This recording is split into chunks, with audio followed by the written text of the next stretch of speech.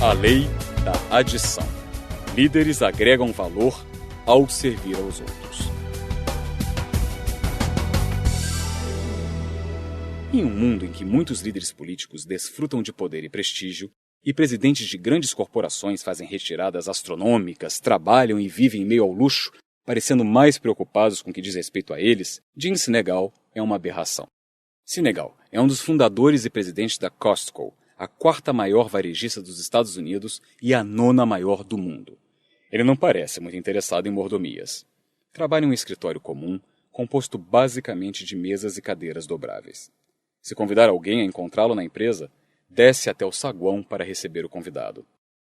Ele mesmo atende ao telefone e recebe um salário de apenas $350 mil por ano, o que o coloca entre os 10% mais baixos salários pagos aos presidentes de grandes corporações. O caminho de Sinegal para a liderança empresarial também foi atípico. Não frequentou nenhuma faculdade de extrema excelência acadêmica. Não é advogado nem contador. Quando adolescente, pensava em ser médico, mas suas notas no ensino médio não foram exatamente brilhantes. Então, foi para uma faculdade pública e recebeu um diploma de formação básica. Enquanto frequentava a Faculdade Estadual de San Diego, hoje universidade, ajudou um amigo a descarregar colchões em uma loja de departamentos local chamada FedMart. Aquele dia de trabalho se transformou num emprego fixo. Quando ele recebeu uma promoção, abandonou os estudos. Ele tinha descoberto a sua carreira. Com o tempo, também encontrou um orientador, Saul Price, presidente do conselho da FedMart. Sob a orientação de Price, Sinegal chegou ao posto de vice-presidente executivo de comercialização. Sinegal depois ajudou Price a fundar o Price Club e, mais tarde, fundou a Costco em 1983 com Jeffrey Brotman. O crescimento da empresa foi acelerado. A Costco comprou a Price Club e se fundiu a ela 10 anos depois. Os especialistas em varejo prestam muita atenção na receita de sucesso do Sinegal. Oferecer um número limitado de produtos, buscar um volume de vendas alto, manter o custo mais baixo possível e não gastar dinheiro em publicidade. Mas há algo que o diferencia de seus concorrentes que utilizam estratégias semelhantes: a forma como ele trata os funcionários. Além de aumentar o lucro, Sinegal se preocupa em agregar valor. Ele acredita que deve remunerar bem os empregados e oferecer a eles bons benefícios. Os funcionários da Costco recebem em média 42% mais que o principal concorrente da empresa e pagam menos que a média nacional pela assistência médica. Sinegal acredita que se você remunera bem as pessoas, tem pessoas boas e boa produtividade. E também consegue a lealdade dos funcionários. A Costco, de longe, tem a mais baixa rotatividade de funcionários no setor. Mas o estilo de liderança de Sinegal, de agregar valor, não termina na remuneração dos empregados. Ele se preocupa em mostrar aos empregados da Costco que se preocupa com eles. Ele tem uma política de portas abertas com todos. Ele usa a plaqueta de identificação de funcionários, trata todos pelo primeiro nome e faz questão de visitar todas as lojas Costco pelo menos uma vez por ano. Sinegal acredita que nenhum gerente, nenhum funcionário, em nenhum negócio se sente bem quando o patrão não se interessa o bastante para ir vê-lo. E quando ele aparece, seu pessoal sempre fica feliz em vê-lo, pois sabem que ele quer cumprimentá-los porque gosta deles.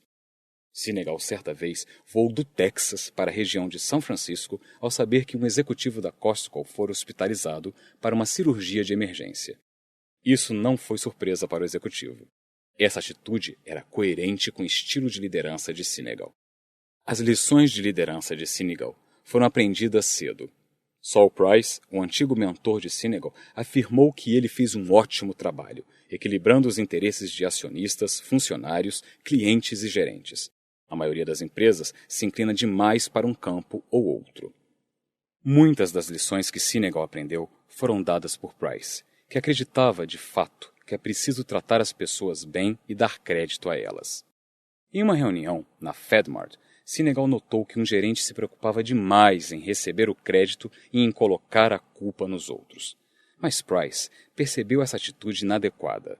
Sinegal se recorda de que, para ensinar uma lição, Saul usou uma reunião semanal para intencionalmente criar um caso sobre algo que estava errado em uma das lojas. Ele ficou pensando em por que Saul fizera aquilo. até que o gerente deixou 2 de seus funcionários ficarem com a culpa. Depois disso, só o demitiu em 1 semana. Sinegal acredita que não é certo uma pessoa receber o crédito quando são necessárias tantas pessoas para criar uma organização de sucesso. Ainda segundo ele, quando você tentar ser o maioral, não gera lealdade. Se você não pode dar o crédito e assumir a culpa, certamente se afogará em sua incapacidade de inspirar. A única crítica real a Sinegal é feita por Wall Street. Os analistas acham que ele é gentil e generoso demais com seu pessoal. Gostariam que ele pagasse menos aos funcionários e os pressionasse mais. Mas Sinegal não está interessado. Ele acredita que se você trata os funcionários e os clientes corretamente, isso produz lucros. Sinegal afirma que o negócio do pessoal de Wall Street é ganhar dinheiro entre hoje e a próxima quinta-feira. Só que ele não acredita nessa visão. Ele quer criar uma empresa que estará no mercado daqui a 50 ou 60 anos. Pessoas de fora da organização elogiam essa forma de fazer negócios. Neil Minow, especialista em administração de empresas, adoraria cloná-lo. Das 2.000 empresas em nossa base de dados, ele é o presidente com o contrato de trabalho mais curto, com menos de 1 página. E é o único que estabelece especificamente quem pode ser, acredite se quiser, demitido por justa causa. Sinegal está mais preocupado em agregar valor às pessoas, servindo a elas, do que em servir a si mesmo, ou em ficar mais rico com salário exorbitante. Ele vive segundo a lei da adição. Eu só acho que se você pretende administrar uma organização que está muito preocupada com os custos, não pode ter tais disparidades.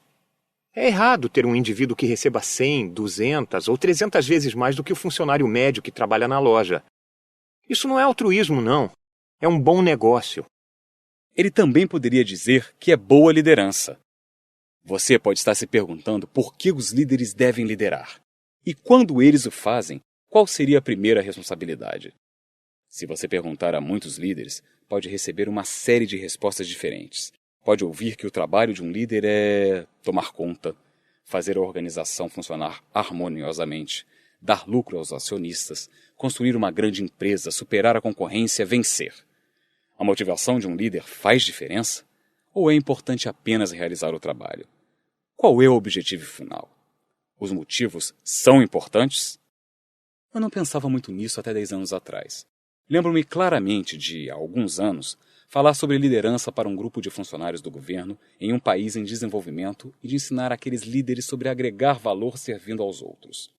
Percebi que, quando falei sobre aquilo, muitas daquelas pessoas na plateia ficaram muito desconfortáveis. Quando terminei de falar e perguntei a um dos meus anfitriões se ele percebera o mesmo, ouvi a seguinte resposta. Bem, tenho certeza de que eles ficaram incomodados. O que você precisa entender é que provavelmente mais da metade daquelas pessoas matou alguém para conseguir sua atual posição de poder.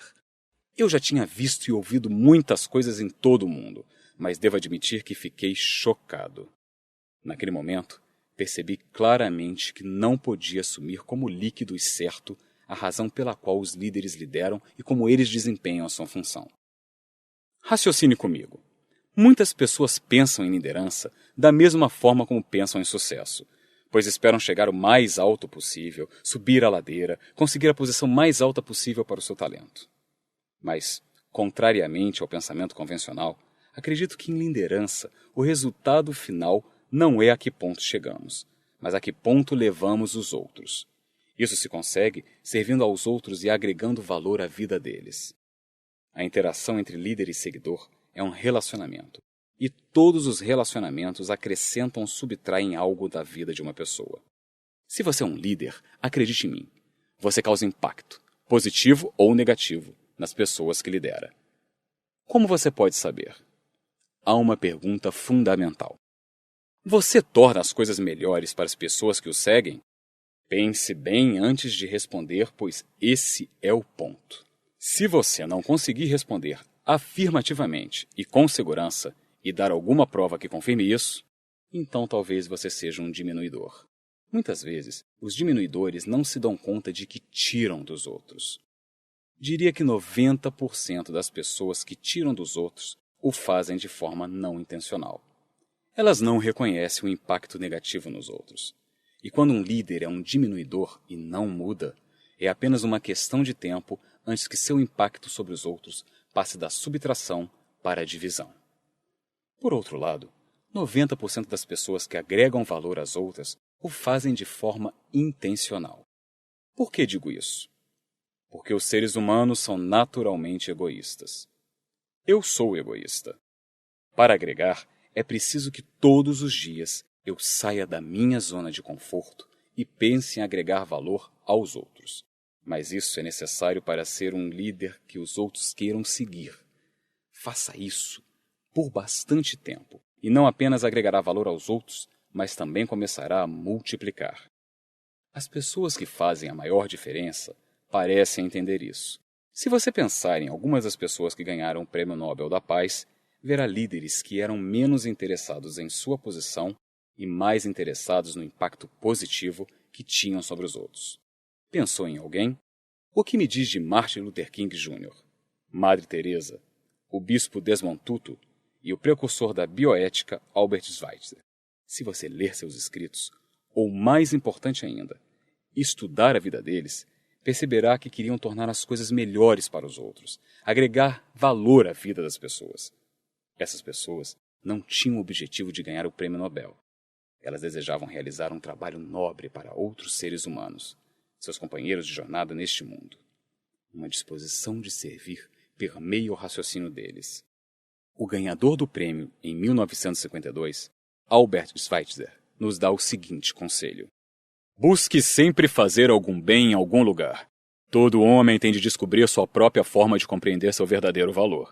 Você precisa dar algum tempo a seu companheiro, pois lembre-se, você não vive em um mundo só seu. Seus irmãos também estão aqui. Agregar valor aos outros ao servir a eles não beneficia apenas as pessoas que recebem essa ajuda. Isso permite que os líderes experimentem realização por liderar os outros. Liderança pelos motivos certos. Capacidade de realizar atos relevantes como líderes. Desenvolvimento de uma equipe de liderança e postura de ajuda em uma equipe. O melhor lugar para um líder nem sempre é a posição mais alta, nem a posição de maior destaque ou de poder, mas a posição em que ele possa servir mais e agregar mais valor às outras pessoas. Albert Einstein, ganhador do Prêmio Nobel de Física em 1921, afirmou que apenas uma vida gasta com o serviço aos outros merece ser vivida. Grande liderança quer dizer servir de forma notável e generosa. Como os líderes servem as pessoas? Gene Senegal paga bons salários e trata os funcionários com respeito. Martin Luther King Jr. marchou pelos direitos civis. Madre Teresa cuidou dos doentes e criou lugares onde outros poderiam fazer o mesmo. Os detalhes dependem da visão, do tipo de trabalho e da organização. Mas a intenção é sempre a mesma: agregar valor.